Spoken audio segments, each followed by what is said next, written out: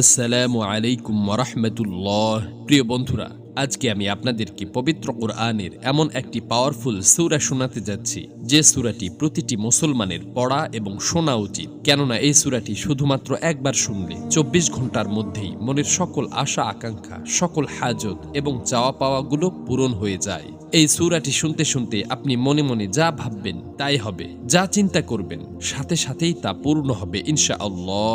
এটি এমন একটি সূরা যা যে কোনো উদ্দেশ্যে শুনলে সাথে সাথে সেই উদ্দেশ্য পূরণ হয়ে যায়। যেই ঘরে এই সূরা শোনা হয় সেই ঘরে আল্লাহ তাআলা এত রহমত ঢেলে দিবেন যা আপনি কল্পনাও করতে পারবেন না। টাকা পয়সা ধন দৌলতে আপনার ঘর ভরে উঠবে। কোন দিক থেকে রিজিক আসবে আপনি তা চিন্তাও করতে পারবেন না। এটা কোরআনে পাকের সেই সূরা যার দ্বারা আপনি আপনার প্রতিটা কাজ সফল করতে পারবেন ইনশাআল্লাহ। এই সূরাটি শুধুমাত্র আপনাদেরকে মনোযোগ দিয়ে শুনতে হবে, কষ্ট করে পড়তে হবে না। তবে শর্ত হলো